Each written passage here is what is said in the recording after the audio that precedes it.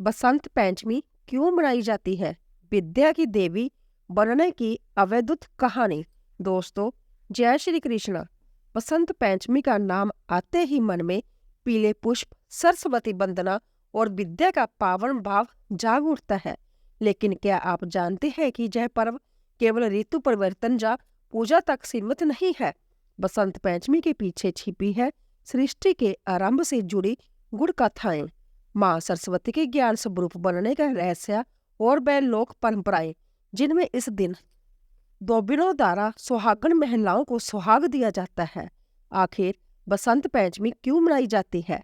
माँ सरस्वती कैसे बनी विद्या और ज्ञान की अधिष्ठात्री देवी, और इस पर्व का स्त्री सौभाग्य से क्या संबंध है? इस दिन तुलसी पूजन का क्या महत्व है और छात्रों के लिए यह दिन कैसे बहुत खास है? आज इस वीडियो में हम बसंत पंचमी से जुड़े इन सभी रहस्यों को विस्तार से उजागर करेंगे, पौराणिक मान्यताओं से लेकर लोक विश्वासों तक। इसीलिए वीडियो को अंत तक जरूर देखें, क्योंकि अंत में आपको ऐसे तथ्य जानने को मिलेंगे जो इस पर्व को और भी विशेष बना देंगे। बसंत पंचमी 2026 में 23 जनवरी शुक्रवार को मनाई जाएगी, क्योंकि माघ मास के शुक्ल पक्ष की पंचमी तिथि 23 जनवरी को तड़के शुरू होकर 24 जनवरी को समाप्त होगी और उदय तिथि के अनुसार पर्व 23 जनवरी को मनाया जाएगा। इस दिन सरस्वती पूजा का शुभ मुहूर्त सुबह 7:13 से दोपहर 12:33 तक है। यह दिन ज्ञान की देवी माँ सरस्वती को समर्पित है और बसंत ऋतु के आगमन का प्रतीक है।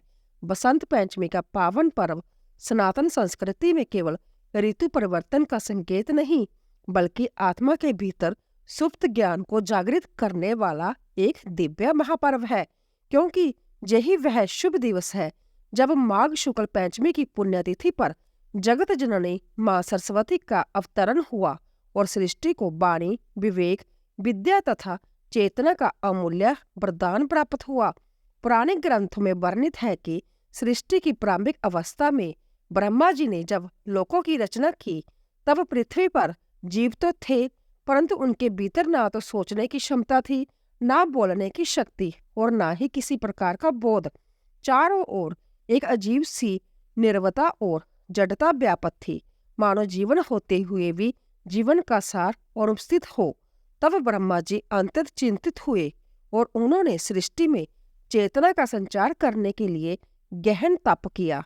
उसी तपस्या के फलस्वरूप उनके कमंडल से एक दिव्य तेज प्रकट हुआ, जो धीरे धीरे एक अलौकिक स्वरूप में परिणत हो गया। श्वेत वस्त्रों से सुशोभित शांत मुख मंडल, करुणामय दृष्टि, एक हाथ में बीना, दूसरे में वेदों का ग्रंथ, जप माला और वर मुद्रा धारण किए माँ सरस्वती प्रकट हुई। जैसे ही माँ ने बीना के तारों को स्पर्श किया, वैसे ही ओंकार की प्रथम ध्वनि गूंजी, दिशाएं जाग उठे, नदियां कल कल करने लगी, पवन में मधुरता बढ़ गई और जीवों के हृदय में विचार, वाणी और समझ की शक्ति उत्पन्न हो गई। तभी से माँ सरस्वती को विद्या, बुद्धि, वाणी, संगीत और समस्त कलाओं की अधिष्ठात्री देवी के रूप में पूजा जाने लगा। बसंत पंचमी का यह पर्व प्रकृति से भी गहरे रूप में जुड़ा है, क्योंकि इसी समय धरती पीले रंग के सरसों के फूलों से सज जाती है, खेतों में नई फसल लहलाने लगती है, वृक्षों पर कोमल कोपले फूट पड़ती है और संपूर्ण वातावरण में एक नई ऊर्जा, उत्साह और सृजन का भाव दिखाई देने लगता है। यह पीला रंग केवल सौंदर्य का प्रतीक नहीं, बल्कि ज्ञान, वैराग्य, आशा और चेतना का प्रतीक माना गया है। इसीलिए इस दिन पीले वस्त्र पहनने, पीले पुष्प अर्पित करने और पीले रंग के व्यंजन भोग में अर्पित करने की परंपरा है। शास्त्रों में कहा गया है कि बसंत पंचमी के दिन किया गया विद्या आरंभ जीवन भर फलदायी होता है। इसी कारण बच्चों को पहली बार अक्षर ज्ञान देने की परंपरा इसी दिन निभाई जाती है। मान्यता है कि इस दिन माँ सरस्वती सभ्य साता की जीवा पर विराजमान होकर उसकी वाणी को मधुर, उसकी बुद्धि को तीक्ष्ण और उसके विवेक को शुद्ध करती है। भक्ति मार्ग में यह भी कहा गया है कि जो व्यक्ति इस दिन अहंकार, आलस्य और अज्ञान को त्याग कर सच्चे हृदय से माँ सरस्वती की आराधना करता है, उसके जीवन से भ्रम, व्यय और मानसिक अंधकार समय दूर हो जाता है, क्योंकि विद्या केवल पुस्तकों से नहीं बल्कि माँ की कृपा से प्राप्त होती है। बसंत पंचमी का आध्यात्मिक संदेश अंततः गुण है। जैसे शीत ऋतु की कठोरता के बाद बसंत की कोमलता आती है, वैसे ही मानव जीवन में भी अज्ञान, क्रोध और मोह के बाद ज्ञान, शांति और भक्ति का आगमन होना चाहिए। इसी कारण इस दिन संगीत साधना, शास्त्र अध्ययन, लेखन और मौन साधना का विशेष महत्व बताया गया है, क्योंकि माँ सरस्वती केवल बोलना ही नहीं सिखाती बल्कि सही समय पर मौन का महत्व भी समझाती है। सरस्वती वंदना कुंदेंदु, तुषार, हार्दवला का प्रत्येक शब्द साधक के अंतर्मन में कंपन उत्पन्न करता है और चेतना को शुद्ध करता है, जिससे मनुष्य सत्य, सदाचार और धर्म के मार्ग पर अग्रसर होता है। इस प्रकार बसंत पंचमी केवल एक पर्व नहीं बल्कि जो जीवन को सही दिशा देने वाला वह दिव्य अवसर है, जो हमें स्मरण कराता है कि धन, पद और बल से पहले विद्या और विवेक का होना आवश्यक है, क्योंकि जहाँ माँ सरस्वती का वास होता है वहाँ अज्ञान टिक नहीं पाता, और जहाँ ज्ञान का प्रकाश होता है वहाँ जीवन संभ्या, भक्ति, सेवा और सृजन का उत्सव बन जाता है। बसंत पंचमी और माँ सरस्वती से जुड़ी एक अत्यंत भावपूर्ण और प्रेरक पुरानी कथा भी प्रचलित है, जो विद्या की महिमा को हृदय तक उतार देती है। कहा जाता है कि प्राचीन काल में आर्यावर्त की भूमि पर एक अत्यंत प्रतिभाशाली किंतु अहंकारी विद्वान रहता था, जिसे अपने ज्ञान पर अत्यधिक गर्व था। वह शास्त्रों का ज्ञाता था, वाद विवाद में अपराजय था और संभ्या को संसार का सबसे बड़ा पंडित मानता था, किंतु उसके अज्ञान में भक्ति और विनम्रता का पूर्ण अभाव था। वह माँ सरस्वती की उपासना तो करता था, पर उन्हें केवल अपनी विद्वता बढ़ाने का साधन मानता था। एक वर्ष बसंत पंचमी के दिन उसने भव्य आयोजन कर सरस्वती पूजन किया और माने मन माँ से वरदान मांगा कि वह समस्त विद्वानों में श्रेष्ठ बना रहे।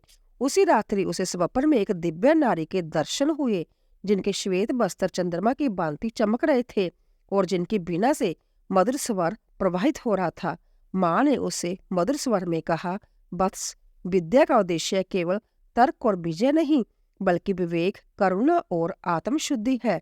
किंतु अहंकार में डूबे उस विद्वान ने माँ की वाणी को भी अपने ज्ञान की परीक्षा समझ लिया। अगले दिन जब वह राज्य सभा में शास्त्रार्थ करने पहुंचा तो आश्चर्यजनक रूप से उसके मुख से एक भी श्लोक स्मरण नहीं हुआ। उसकी वाणी अवरुद्ध हो गई, बुद्धि शून्य हो गई और समस्त सभा स्तब्ध रह गई। अपमान और पीड़ा से टूटकर वह विद्वान वन की ओर चला गया, जहां उसने वर्षों तक मौन धारण कर कठोर तप किया। ना कोई शास्त्र, ना कोई वाद विवाद, केवल माँ सरस्वती का ध्यान और आत्मचिंतन। अंततः एक बसंत पंचमी के दिन जब पीले पुष्पों से वन खिल उठा, माँ सरस्वती पुण्य प्रकट हुई और बोली, अब तुमने विद्या का सार समझ लिया है। उसी क्षण उस विद्वान की वाणी पुण्य प्रवाहित हो उठी, किंतु अब उसमें अहंकार नहीं बल्कि करुणा और विनय का मधुर रस था। तभी से यह मान्यता प्रचलित हुई कि बसंत पंचमी के दिन माँ सरस्वती केवल बुद्धि ही नहीं बल्कि विवेक भी प्रदान करती है, और जो व्यक्ति इस दिन सच्चे मन से अहंकार त्याग कर उनकी आराधना करता है वही सच्चा विद्वान बनता है, क्योंकि माँ सरस्वती उसी हृदय में वास करती है जहाँ ज्ञान के साथ भक्ति और विद्वता के साथ विनम्रता का निवास हो। बसंत पंचमी के पावन दिन माँ सरस्वती के साथ साथ माता तुलसी की पूजा का भी विशेष महत्व माना गया है। लोक मान्यताओं के अनुसार इसी दिन सुहागन महिलाएं दोबिन से सुहाग ग्रहण करती है। ऐसा विश्वास है कि यदि बसंत पंचमी के दिन कोई सुहागन स्त्री दोबिन से सुहाग लेती है तो उसे अखंड सौभाग्यवती होने का आशीर्वाद प्राप्त होता है। इस दिन विद्या की देवी माँ सरस्वती की पूजा की जाती है और साथ ही सुहागन महिलाएं माता तुलसी की भी विधि विधान से आराधना करती है। मान्यता है कि यदि इस दिन स्त्रियां अपने पति की लंबी आयु और सुखमय दाम्पत्य जीवन की कामना करते हुए दोबिन से सुहाग लेती है तो उनका जय व्रत सफल माना जाता है। हिंदू धर्म के अनुसार बसंत पंचमी के दिन महिलाओं को प्रातः सूर्य उदय से पूर्व उठकर स्नान करना चाहिए। स्वच्छता का ध्यान रखते हुए पीले रंग के वस्त्र धारण करने चाहिए और इसके बाद माँ सरस्वती तथा माता तुलसी की पूजा करनी चाहिए। पूजा के समय माता तुलसी को पीले रंग की चूड़ियाँ, पीले वस्त्र, पीला सिंदूर और सुहाग का सामान अर्पित करना चाहिए। साथ ही पीले रंग का भोग या कोई मीठा पदार्थ चढ़ाकर अपने पति की लंबी आयु और अच्छे जीवन की प्रार्थना करनी चाहिए। ऐसा माना जाता है कि जब धोबिन अपनी मांग का सिंदूर सुहागन स्त्रियों को देती है तो उससे उनके सुहाग की आयु बढ़ती है। हिंदू परंपरा में बसंत पंचमी और कन्या के विवाह के समय धोबिन से सुहाग लेना अत्यंत शुभ माना गया है। इस परंपरा से जुड़ी एक पुरानी कथा शिव शक्ति से संबंधित मानी जाती है। कथा के अनुसार एक घर में 3 स्त्रियां रहती थी, माँ, बेटी और बहू। उनके घर एक साधु नियमित रूप से भिक्षा लेने आया करता था। वह बहू को दूधो नाहो पूतो फूलों का आशीर्वाद देता, जबकि बेटी को धर्म बड़े गंगा स्नान कहकर आशीर्वाद देता था। माँ को जब बात खटकने लगी और एक दिन उसने साधु से पूछ लिया कि वह बेटी को ऐसा आशीर्वाद क्यों देता है। तब साधु ने बताया कि उसकी बेटी का सुहाग खंडित है। माँ ने उपाय पूछा तो साधु ने कहा कि यदि बेटी किसी धोबिन की सेवा करे या उसके गदा बांधने के स्थान की सफाई करे तो यह दोष समाप्त हो सकता है। इसके बाद बेटी ने धोबिन के गदा बांधने वाले स्थान की नियमित रूप से सफाई करनी शुरू कर दी। जब धोबिन ने कारण पूछा तो लड़की ने सारी बात सच सच बता दी। यह सुनकर धोबिन ने कहा कि उस पर उसका आशीर्वाद हमेशा रहेगा और जब भी उसका विवाह हो उसे अवश्य बुलाया जाए। समय आने पर लड़की का विवाह हुआ। उस समय धोबिन का पति गंभीर रूप से बीमार था। फिर भी निमंत्रण पाकर वह विवाह में आशीर्वाद देने पहुंची। फेरों के समय धोबिन ने अपनी मांग का सिंदूर लेकर लड़की की मांग में भर दिया और उसे अखंड सौभाग्यवती होने का आशीर्वाद दिया। जब धोबिन घर लौटी तो उसने देखा कि उसके पति की मृत्यु हो चुकी थी। तब उसने विवाह में मिले पूरे के 108 टुकड़े किए, शिव शक्ति की आराधना की और पिप्पल के वृक्ष की 108 बार परिक्रमा की। इसके बाद उसने अपनी तर्जनी उंगली काटकर उससे निकले रक्त को अर्पित किया। शिव शक्ति की कृपा से उसका पति पुनर्जीवित हो उठा। तभी से यह परंपरा चली आ रही है कि यदि कोई कन्या विवाह के दिन या बसंत पंचमी के अवसर पर धोबिन से सुहाग लेती है तो उसे अखंड सौभाग्य का आशीर्वाद प्राप्त होता है। बसंत पंचमी खासतौर पर पहली बार कलम हाथ में लेने वाले छोटे बच्चों के लिए विद्या अनुष्ठान का दिन है। इस दिन घर के बड़े बुजुर्ग छोटे बच्चों के हाथ में पहली बार कलम पकड़ाते हैं और बच्चा उस दिन पहली बार अक्षर लिखता है। यदि आपके घर में बच्चे हैं या ऐसे छात्र हैं जो परीक्षा की तैयारी कर रहे हैं तो कुछ खास उपाय उनके लिए अत्यंत लाभकारी सिद्ध हो सकते हैं। बसंत पंचमी के दिन छात्रों को सुबह नहा धोकर पूजा करने के पश्चात ओम एम सरस्वती नमः मंत्र का जाप 108 बार करना चाहिए। ऐसा करने से छात्र को बुद्धि और एकाग्रता का आशीर्वाद मिलता है और उसका फोकस बढ़ता है। इस दिन छात्रों को जा कंदेंदु तुषार हार धवला जा शुभ वस्त्रावृता या बिना वरदंड मंडिता करा या श्वेत पद आसना इस श्लोक का पाठ अवश्य करना चाहिए। ऐसा करने वाले छात्र परीक्षा में अच्छा प्रदर्शन करते हैं। इससे उनका फोकस बढ़ता है और स्मरण शक्ति तेज होती है। बसंत पंचमी के दिन छात्रों को अपनी किताब, कॉपी, पेंसिल और पढ़ाई का सारा सामान माँ सरस्वती के चरणों में रखना चाहिए। इससे बुद्धि तेज होती है और पढ़ा लिखा हुआ लंबे समय तक याद रहता है। इस दिन छात्रों को और घर के सभी लोगों को पीले रंग के वस्त्र धारण करने चाहिए। इससे घर परिवार में शांति का वास होता है। इस दिन घर में सरस्वती पूजा अवश्य करें और यदि घर पर पूजा ना कर पाए तो मंदिर जाकर माँ सरस्वती की पूजा करें तथा उन्हें पीले फूल अर्पित करें। बसंत पंचमी के दिन जरूरतमंद लोगों को पढ़ाई लिखाई का सामान दान करना चाहिए।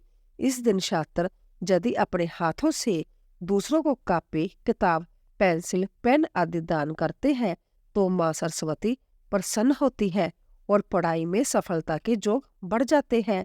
यदि आप पढ़ाई या किसी कंपटीशन में सफलता चाहते हैं तो बसंत पंचमी के दिन सुबह उठकर स्नान करें। इसके बाद माँ सरस्वती की तस्वीर या मूर्ति के सामने देसी घी का दीपक जलाएं और इस मंत्र का ओम अह्रैम मुख कमल वासनी पाप आत्मक शयकारी बद बदम बागवादनी सरस्वती एम ह्रीम नमः स्वाहा 108 बार जाप करें। ऐसा करने से पढ़ाई के साथ साथ दफ्तर और करियर में भी सफलता के योग बनते हैं। यदि आप माँ सरस्वती की कृपा पाना चाहते हैं तो बसंत पंचमी के दिन उनकी पूजा के दौरान उन्हें हल्दी का तिलक करें। इसके बाद पीले फूल अर्पित करें और पीले रंग की मिठाई का भोग लगाएं। इससे आपके परिवार पर सदैव माँ लक्ष्मी की कृपा बनी रहती है। दोस्तों, आपको जो जानकारी कैसी लगी कृपया कमेंट करके जरूर बताइए। यदि वीडियो पसंद आया तो लाइक करें और ऐसे ही पुरानी कथाएं एवं धार्मिक रहस्य जानने के लिए चैनल को सब्सक्राइब जरूर करें। कमेंट में जय मां सरस्वती जरूर लिखें। धन्यवाद। जय मां सरस्वती।